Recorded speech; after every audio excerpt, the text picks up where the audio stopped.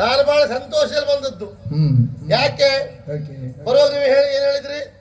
ಬಂದನು ಮಾರುತಿ ರಾಯ, ಒಂದು ರಾಯರ ಪಟ್ಟ ಕೊಟ್ರೆ ಸಂತೋಷ ಆಯ್ತು. ಮತ್ತೆ ಹೇಳಿದ್ದೇನು? ಎಲ್ಲೆಡೆ ಸಾಲವ ಗೈವ ಅಲ್ವಾ?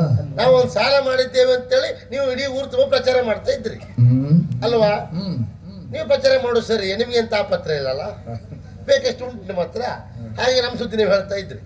ಆದ್ರೆ ಒಂದ್ ತಿಳ್ಕೊಳ್ಳಿ ಸ್ವಾಮಿ, ಏನು ಸಾಲವನ್ನ ಎಲ್ಲವರಲ್ಲಿ ಮಾಡ್ಲಿಕ್ಕೆ ಆಗ್ತದ? ಅದು ಕಷ್ಟ. ಸಾಲ ಮಾಡುವುದು ಒಂದು ಕಲೆ. ಹೌದಪ್ಪ, ಅದ್ಭುತ ಕಲೆ. ಬೇಕಾದ್ರೆ ನೀವು ಉದಾಹರಣೆ ಕೊಡ್ತೇನೆ. ಒಬ್ಬ ಪಾಪದ ಬಡವ ಹೋಗಿ ಅಣ್ಣ ನಂಗೆ ತಾಪತ್ರ ಉಂಟು, ಊಟಕ್ಕೆ ಗತಿ ಇಲ್ಲ, ಏನಾದ್ರೂ ಕೊಡಿ ಅಂತ ಹೇಳ್ತಾರೆ. ಕೇಳಿದ್ರೆ ಅವ ಕೊಡುವಲ್ಲಿ ವಿಚಾರ ಮಾಡ್ತಾರೆ, ಕೊಟ್ರೆ ಹಿಂತಿರುಗಿ ಬರ್ತದೋ ಇಲ್ವೋ ಅಂತ ಹೇಳಿ ಕೇಳಲಿಕ್ಕೆ ಹೋಗುವಾಗ ಹೇಗೆ ನಮ್ಮಗಳ ಜಾಪ್ನಲ್ಲೇ ಹೋಗ್ಬೇಕು. ನಮ್ಮ ಹತ್ರ ಸರಿಯಾದ ಬಟ್ಟೆ ಇಲ್ಲಿದ್ರು ಬೇರೆ ಯಾರ ಹಾಕೊಂಡಾದ್ರೂ ಹೋಗ್ಬೇಕು. ಹೋಗಿ ಅವ್ರ ಹತ್ರ ಕೇಳುವುದು ಹೇಗೆ? ಆತ್ಮೀಯರ ಹತ್ರ ಆದ್ರೆ ತಾಪತ್ರ ಆಯ್ತು, ಒಂದು 15,000 ಕೊಡು ಅಂತ ಹೇಳ್ಬೇಕು. ಆ 15 ಹೇಳುವಲ್ಲಿ ಮೊತ್ತವನ್ನು ಸಣ್ಣದ ಮಾಡಿ ಹೇಳ್ಬೇಕು, 15,000 ಅಂತ. ಆಗ ಮುಖ ನೋಡ್ತಾನೆ. ಮುಖ ನೋಡೋದು ಬೇಡ, ಬಡ್ಡಿ ತಕೋ ಅಂತ ಹೇಳ್ಬೇಕು. ಆಗ ಅವನಿಗೆ ಮಂಡೆ ಬಿಸಿ ಆಗ್ತದೆ.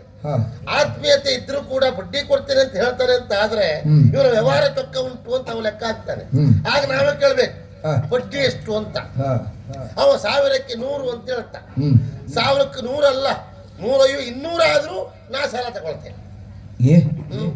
1000ಕ್ಕೆ 200 ಬಡ್ಡಿ ಪೂರೈಸುವುದನ್ನ ಮರೆಯಲ್ಲ, ನನಗೆ ಪೂರೈಸ್ತದೆ. ಹೇಗ ಮರೆಯ? ನಾನು ಅಸ್ಲನ್ನೇ ಕೊಡುದಿಲ್ಲ, ಬಡ್ಡಿ ಹೆಚ್ಚರ ನಮಗೇನು ಈಗ ಕತೆ. ಈಗ ಅಸ್ಲ ಕೊಡುವವರಿಗೆ ಮಾತ್ರ ಬಡ್ಡಿ ಸಮಸ್ಯೆ ಬರುವುದಲ್ವಾ? ನಾವು ಅಸ್ಲಲ್ಲೇ ಕೊಡುದಿಲ್ಲ, ಬಡ್ಡಿ ಹೆಚ್ಚರ ನಮ್ಗೆ. ಹೀಗೆ ಸಾಲ ನಮ್ಮದು. ಸಾಲ ಮತ್ತೆ ನಮ್ದು 1-2 ಸಾಲವೇ ಇಲ್ಲ. ನಮ್ದು ಏನಿದ್ರು 25, 50, 75 ಒಳ್ಳೆ ಸಾಲ. ಹೀಗೆ ಸಾಲ ಮಾಡುತ್ತಾ ಹೋದ್ದು. ಎಲ್ಲಿವರೆಗೆ ಕೇಳಿದ್ರೆ ಗಂಡಾಂತರವೇ ಆಯ್ತು. ಕೊನೆಗೆ ನಮ್ಮ ಹುಡುಕ್ಲಿಕ್ಕೆ ಶುರು ಮಾಡಿದ್ರು. ಎಷ್ಟೇ ಹುಡುಕಿದ್ರು ನಾವು ಸಿಗುದಿಲ್ಲ. ಕರೆ ಮಾಡ್ಲಿಕ್ಕೆ ಶುರು ಮಾಡಿದ್ರು. ಎಷ್ಟೇ ಕರೆ ಕೊಟ್ರು ನೀವು ಕರೆ ಮಾಡಿದ ಚಂದಾದಾರರು ತಿಂಡಿ ತಿಂತಾ ಇದ್ದಾರೆ. ಬಳಿಕ ಪ್ರಯತ್ನಿಸಿ. ಬಳಿಕ ಪ್ರಯತ್ನ ಮಾಡಿದ್ರೆ ನೀವು ಕರೆ ಮಾಡಿದ ಚಂದಾದಾರರು ವ್ಯಾಪ್ತಿ ಪ್ರದೇಶದಿಂದ ಹೊರಗಿದ್ದಾರೆ.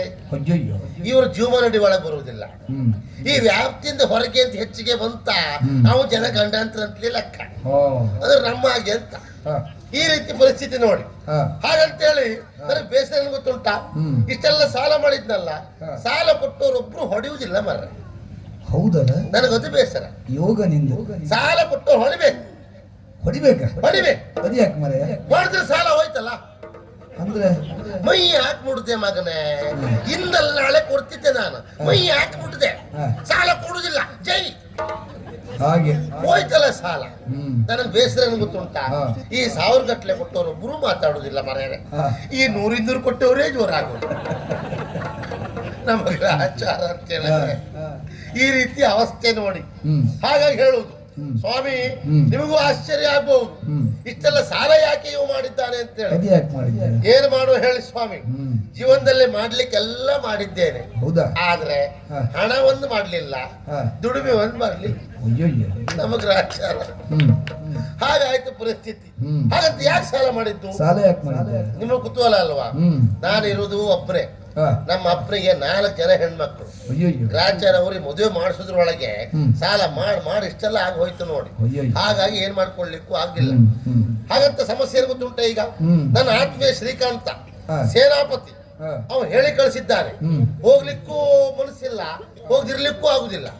ಕಾರಣ ಅವನಿಗೆ ಸಾಲ ಕೊಡ್ಲಿಕ್ಕೆ ಉಂಟು. ಅದಕ್ಕೆ ಹೇಳಿ ಕಳಿಸಿದ್ದೇನೋ ಗೊತ್ತಿಲ್ಲ.